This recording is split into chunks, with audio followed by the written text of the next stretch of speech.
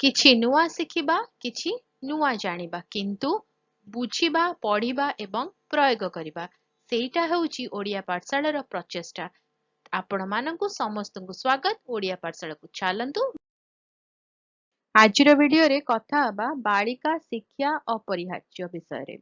ବିଶ୍ୱ ପ୍ରଗତି ଏବଂ ସମୃଦ୍ଧି ଦିଗରେ ଯାତ୍ରା ସମୟରେ ଏକ ମୌଳିକ ଆବଶ୍ୟକତା ହେଉଛି ବାଳିକା ଶିକ୍ଷା।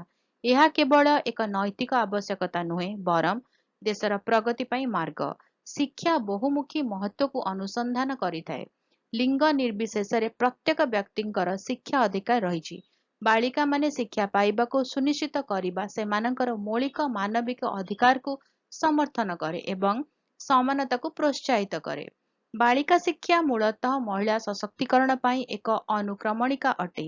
ଝିଅମାନଙ୍କୁ ଜ୍ଞାନ, କୌଶଳ ଏବଂ ସୁଯୋଗ ପ୍ରଦାନ କରି ଶିକ୍ଷା ଅସମାନତା ଏବଂ ଭେଦଭାବର ଶୃଙ୍ଖଳାକୁ ଭଙ୍ଗ କରାଯାଇପାରେ। ସଶକ୍ତ ନାରୀ ଆତ୍ମବିଶ୍ୱାସୀ ହୋଇ ସାମାଜିକ ସମ୍ପ୍ରଦାୟର ଅଗ୍ରଗତିରେ ଅର୍ଥପୂର୍ଣ୍ଣ ଭାବରେ ଯୋଗଦାନ କରିପାରିବେ। ଶିକ୍ଷିତ ଝିଅ ନିଜର ଏବଂ ସମାଜର ସ୍ୱାସ୍ଥ୍ୟ ବିଷୟରେ ସୂଚନାଯୋଗ୍ୟ ନିଷ୍ପତ୍ତି ଗ୍ରହଣ କରିବାରେ ସମର୍ଥ, ଯାହା ମାତୃ ଓ ଶିଶୁ ମୃତ୍ୟୁ ହାରକୁ କମ୍ କରିଥାଏ, ରୋଗର ପ୍ରାଦୁର୍ଭାବ ହ୍ରାସ କରିଥାଏ ଏବଂ ସାମଗ୍ରିକ ସୁସ୍ଥତାକୁ ଉନ୍ନତ କରିଥାଏ।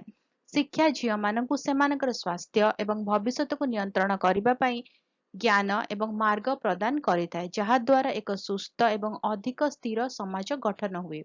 ଶିକ୍ଷିତ ମହିଳାମାନେ କର୍ମକ୍ଷେତ୍ରରେ ପ୍ରବେଶ କରିବା ଦ୍ୱାରା ଆୟ ପାଇଥାନ୍ତି, ଯାହା ସେମାନଙ୍କର ପରିବାରର ଭବିଷ୍ୟତରେ ବିନିଯୋଗ ହୋଇଥାଏ। ଅର୍ଥନୈତିକ ସ୍ଥିରତାର ସ୍ତମ୍ଭ ଭାବରେ ଶିକ୍ଷିତ ମହିଳାମାନେ ନବସୃଜନ, ଉଦ୍ୟୋଗିତା ଏବଂ ନିରନ୍ତର ବିକାଶ ଚେଷ୍ଟା କରିଥାନ୍ତି, ସମାଜର ଅର୍ଥନୈତିକ ଅଭିବୃଦ୍ଧି ଏବଂ ସମୃଦ୍ଧତାର ତରଙ୍ଗ ସୃଷ୍ଟି କରିପାରନ୍ତି। ବାଳିକା ଶିକ୍ଷା ଲିଙ୍ଗଗତ ବୈଷମ୍ୟତା ଦୂର କରି ଏକ ସମାନତା ସୃଷ୍ଟି କରେ। ଏହା ଚାଲି ଆସୁଥିବା ପ୍ରତିବନ୍ଧକର ବିଲୋପ କରି ଏକ ନ୍ୟାୟପୂର୍ଣ୍ଣ ସମାଜ ଗଠନରେ ସୁଦୃଢ଼ ହୋଇଥାଏ। ଗୁଣାତ୍ମକ ଶିକ୍ଷା ପାଇଁ ସମାନ ସୁବିଧା ସୁନିଶ୍ଚିତ କରି ସମାଜଗୁଡ଼ିକ ଦାରିଦ୍ର୍ୟତାର ଚକ୍ରକୁ ଭଙ୍ଗ କରେ। ବିଶ୍ୱସ୍ତରୀୟ ପ୍ରସଙ୍ଗରେ ସ୍ଥାୟୀ ବିକାଶ ଲକ୍ଷ୍ୟ ହାସଲ ପାଇଁ ବାଳିକା ଶିକ୍ଷା କେନ୍ଦ୍ରୀୟ ଅଟେ। ବାଳିକା ଶିକ୍ଷା ଜନସଂଖ୍ୟା ଅଭିବୃଦ୍ଧି ହାରକୁ ମନ୍ଥନ କରିବାରେ ସାହାଯ୍ୟ କରେ ଏବଂ ପ୍ରତ୍ୟେକ ଶିଶୁର ଶିକ୍ଷା ଏବଂ ସ୍ୱାସ୍ଥ୍ୟରେ ଅଧିକ ଉଚ୍ଚ ବିନିଯୋଗ କରିବାକୁ ସକ୍ଷମ କରିଥାଏ। ଶିକ୍ଷିତ ମହିଳାର ବିବାଦ ସମାଧାନ, ସହନଶୀଳତାକୁ ପ୍ରୋତ୍ସାହିତ କରିବା ଏବଂ ଶାନ୍ତିପୂର୍ଣ୍ଣ ସମାଜରେ ଯୋଗଦାନ କରିବାର ସମ୍ଭାବନା ଅଧିକ ରହିଥାଏ। ବାଳିକାମାନଙ୍କ ଶିକ୍ଷାରେ ବିନିଯୋଗ ଏହିପରି ଶାନ୍ତି ଏବଂ ସ୍ଥିରତା ପାଇଁ ବ୍ୟାପକ ପ୍ରୟାସରେ ସହାୟକ ହୋଇପାରେ। ବାଳିକାମାନଙ୍କ ଶିକ୍ଷାକୁ ପ୍ରୋତ୍ସାହିତ କରିବା ପାଇଁ ପ୍ରୟାସ ବ୍ୟାପକ ଏବଂ ସାମଗ୍ରିକ ହେବା ଆବଶ୍ୟକ। ଆର୍ଥିକ ପ୍ରତିବନ୍ଧକୁ ଦୂର କରିବା, ବିଦ୍ୟାଳୟର ଭିତ୍ତିଭୂମିରେ ଉନ୍ନତି ଆଣିବା ଏବଂ ଲିଙ୍ଗ ସମ୍ବେଦନଶୀଳ ପାଠ୍ୟକ୍ରମ ଏବଂ ଶିକ୍ଷାଦାନ ପ୍ରଣାଳୀ ଯୋଗାଇବା ପାଇଁ ସେମାନେ ନୀତି ଏବଂ ପଦକ୍ଷେପଗୁଡ଼ିକୁ ଅନ୍ତର୍ଭୁକ୍ତ କରିବା ଉଚିତ।